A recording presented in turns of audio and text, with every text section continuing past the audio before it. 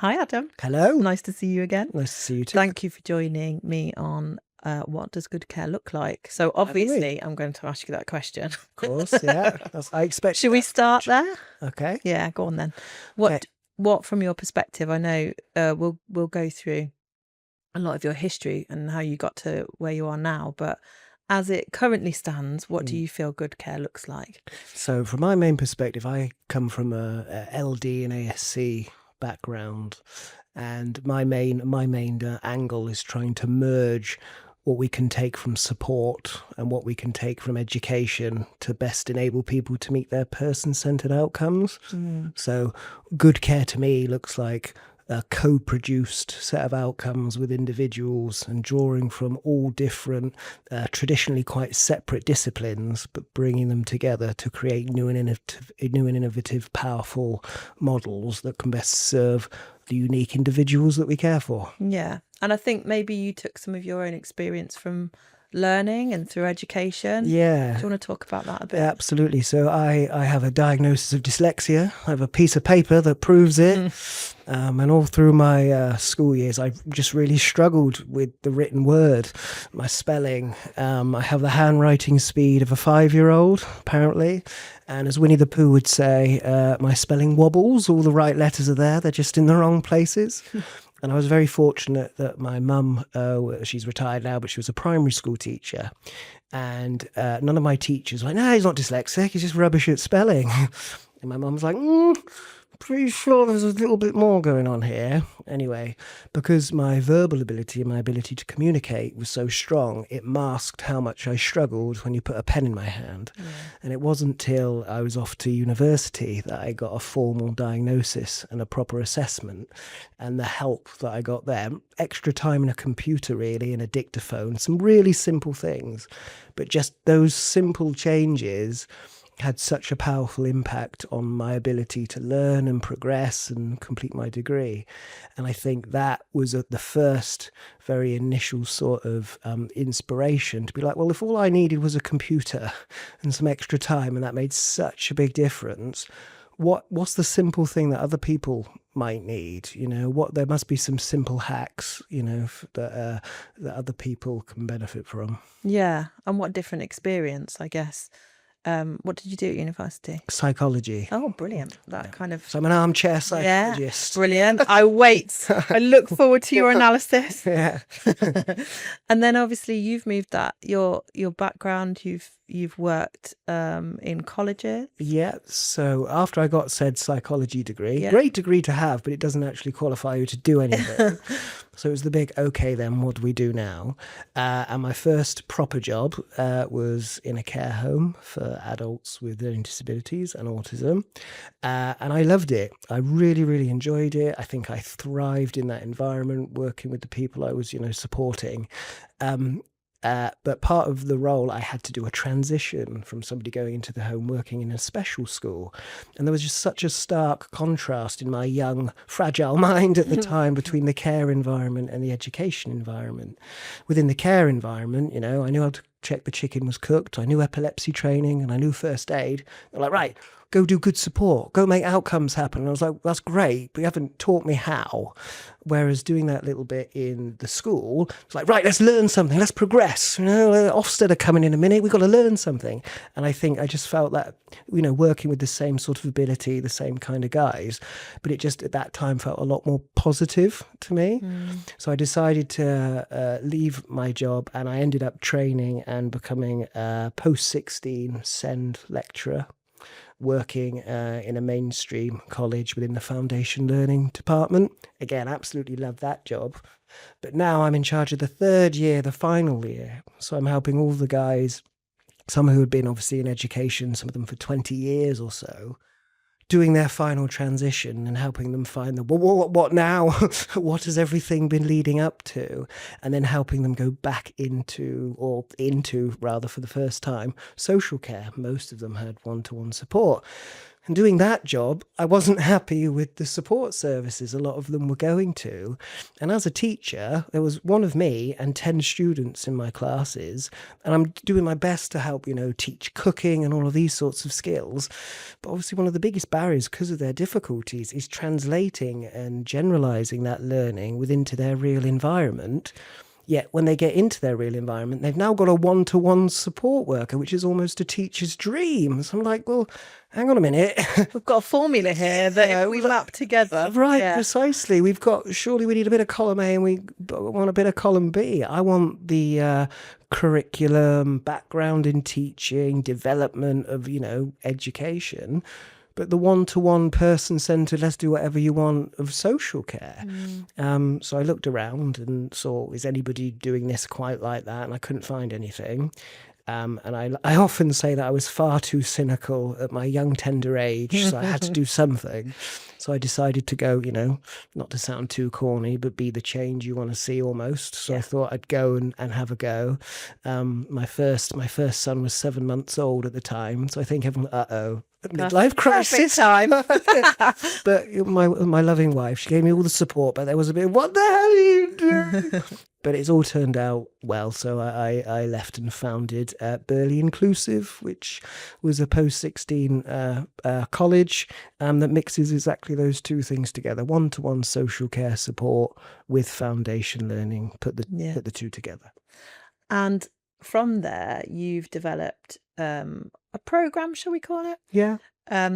Called, we like to call it a framework. A framework, even better terminology. Called Gradually Fading Support. And when I first spoke to you about this, I knew exactly what you meant just from the title. So that's good marketing, right? Okay, yeah. Bing. And I remember having a really lively conversation with yourself and Chris about, of course, that must make sense as a process. Yes. Because it just does. It's just the very clear building blocks of what we need to put in place to see somebody move into that skill set. Absolutely. So do you want to explain the formula? Yeah, okay. Where to start? Okay, so obviously, so GFS, Gradually Fading Support, is we like to call it the secret sauce that Burley Inclusive has developed over the last decade. And it includes our curriculum, our training methodology, and everything that we use within Burley, packaged up and ready to share with the wider world, as it were. So firstly, it takes the training. So if you do traditional CQC care training, if you look at the 15 standards, doesn't really talk a lot about outcomes, doesn't really talk a lot about development. Okay, so if we trained everybody just to the CQC standards, we'd be missing what we want. But then obviously Ofsted or more traditional education sort of frameworks, teaching assistants, doesn't necessarily teach you how to do it one-to-one in somebody's house. So okay, we can't have an off-the-shelf training, we're going to have to create our own. So we've pulled the very best from a PGCE sort of level and the very best from a social care induction and put those two things together. And a couple of main ingredients, we've got lots of terminology. Our main terminology just looks at what are functional and generalized. And what's the difference? Why is it important? So a functional skill, somebody can only do something in a particular place, but it has to have a particular function. So I can cross the road by myself outside my house to get to the bus stop. That's a perfect functional skill. If somebody can do that independently, that's wonderful because it has impact. It enriches their life. All the way over to the other end of the scale, which is generalization. So I can road cross anywhere, and I've had support and I've had enough work to be able to confidently know that is a real skill that I have. It's been robust. Just by knowing those two things about individuals and obviously their complexities of the support they need in a range of areas, independent travel, money handling, communication, etc., etc., etc., just being able to categorize functional and generalization, instantly we can provide better services and tailor-made support just by having that information. And is it that language or that commonality of everybody knowing the same terminology and everybody following that same program that means that you can share that learning with the team and make sure that everybody's on board into that? Absolutely. And so a lot of the, the paperwork and profiles that we keep are just really the skills and the levels that they're at and where they're up to working. And there's a huge crossover from education. What have they been learning for all of these years? Well, look, here's their profile of skills. That then crosses over into care. The social workers tend to love it because we've had social workers say more than a few times, but I can actually see what you've been doing with this young person. Well, yeah. What are your other providers showing you? So it's robust. So good information sharing, clear, and it's really inclusive. The paperwork we uses a lot of traffic lights to demonstrate this, and obviously not for every individual, but most of our guys can fully comprehend what functional and generalization means, and they have a good understanding of what they're building towards. And do you involve them in their, well, I say involve, it's the other way around, isn't it? Should be involving staff in their life. Yeah. But is that common language shared with them as well? Absolutely. And that's part of the program, right? Exactly. It's all co-produced. And it looks at the future. What do you want your future to look like? Yeah. Okay. So if your future is to you want employment, that's the goal. Okay. So we need to be able to generalize your road crossing before we get there. We need to be able to generalize your timekeeping. So these are the goals that you want to work to, and that's how you're going to reach your outcome. Yeah. So it's really clear for everybody to see centrally where we're at and where we're headed. Absolutely. Brilliant. That's really good. So that's the first kit. And then very quickly then, the other thing that we shout is what we call the staircase analogy, which in its very simplest terms just means don't step in too early and do something, because there's a whole angle of caring. Oh, I need to care for them. Does that mean I need to do it? Probably not, actually. No, there'll be things that you do need to do and things that you don't need to do. But actually, if we over support or over care, we can be incredibly disabling, right? So it's the nuance of knowing when to step in. Just hold your horses and step in when you're ready. So the reason we call it the staircase analogy is we imagine there's 3 stairs. The top stair, somebody is green or independent. They've done everything by themselves. Then the middle stair is our amber, which is prompting. And then our bottom stair is red, which they've required either instruction or intervention. And we say, right, just stay on the top stair. Okay, obviously you need to base it on risk, because if you're in a risky situation, you're going to run down the staircase. But actually, if the individual is calm, perfectly happy, just allow them time to process, because so often, especially from the learning disability side of things, it's the processing time that a lot of the guys just need. Yeah. And then by just not stepping in, by using the red, amber and green assessments that we use, put that into their plans, and we just get this very, very clear picture of where the individual's at and how best to support them. And more often than not, just by not doing anything, hanging back can produce such wonderful progression and outcomes for so many. And I think we get caught in that trap, don't we? That because of our caring nature as an industry, we don't want to see people struggle. Yeah.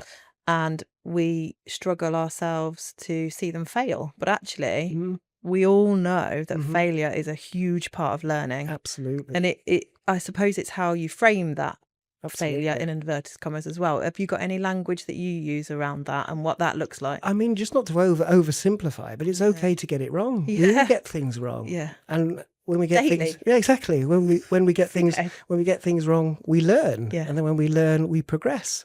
And it's almost unlearning that failure is a bad thing. Yeah. Actually, that failure can be a positive thing, and that actually failure is probably not even the word you're going to use. Yeah. Oh, it didn't work this well, but next time I'm going to. Yeah. So almost replacing failure with reflection. Yeah. Let's have a think. What went wrong there? What are you going to do next time?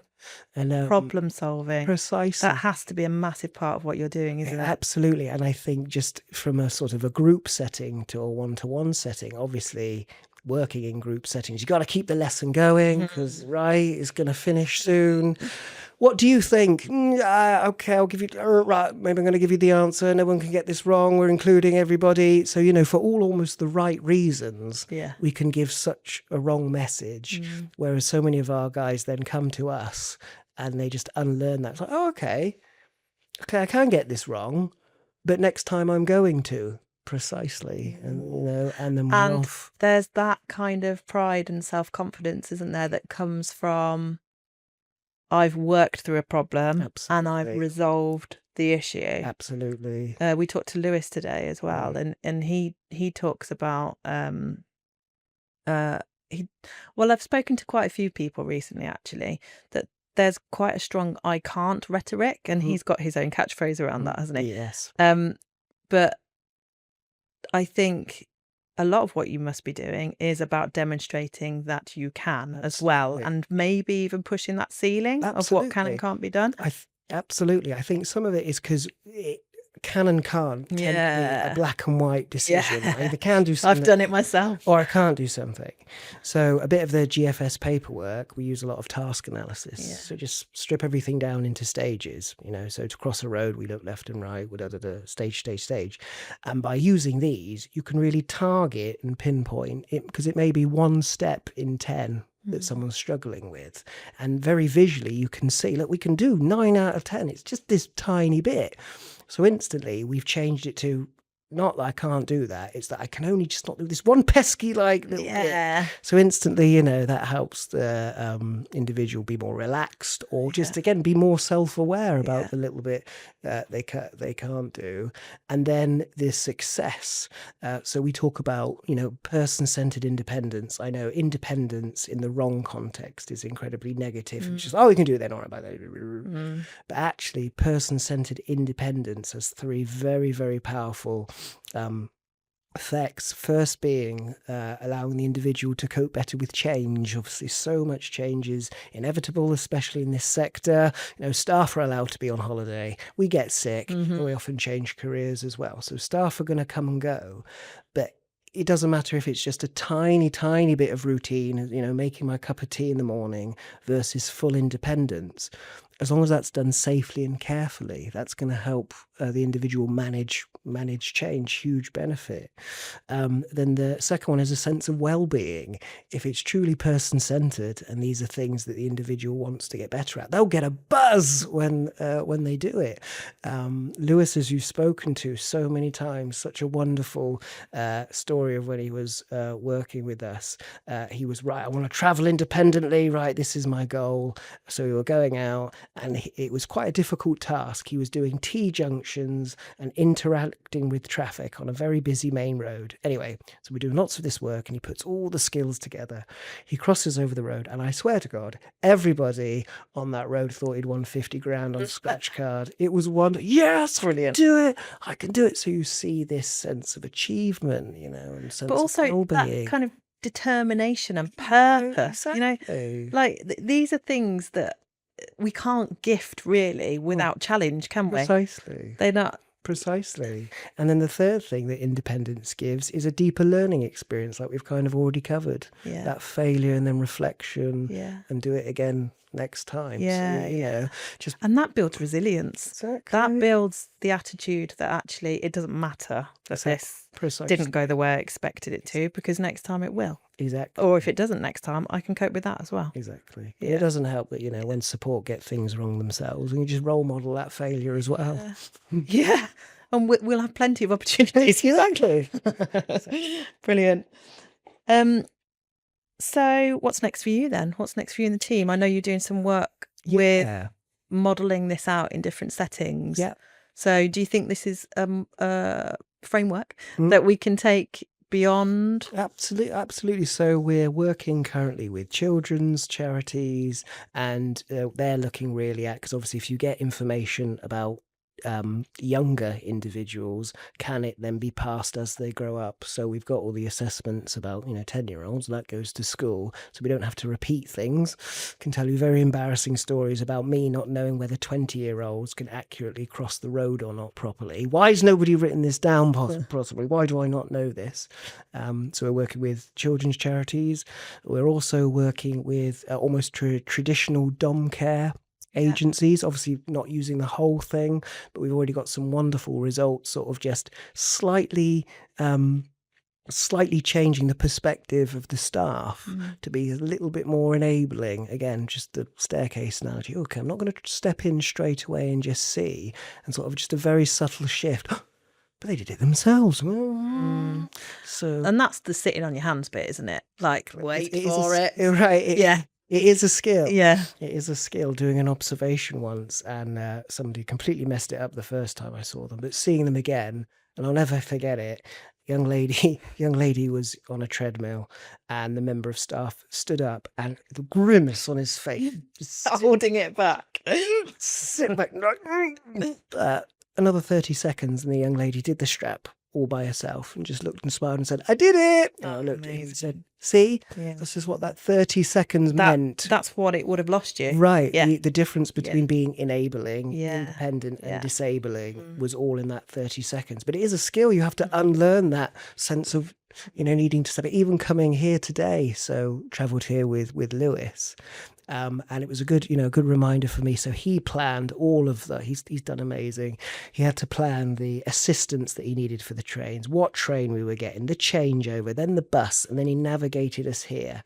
And obviously we had the time to be here, and I could see the clock, and I was like, right, we're going to be pushing this a bit fine. And it would have been very easy for me to be like, right, Lewis, we just need to get a taxi. Come on, and step in or over support. But actually, the difference between 5 minutes, me stepping him and disabling him, versus him getting us here completely by himself, gaining all that confidence. It's about priorities. Exactly, just by me not doing anything. Yeah. And just, riding that wave. And if a bus was late and we failed at getting the bus on time, it wouldn't have mattered. We'll just get the next one. Yeah, exactly. It's all okay.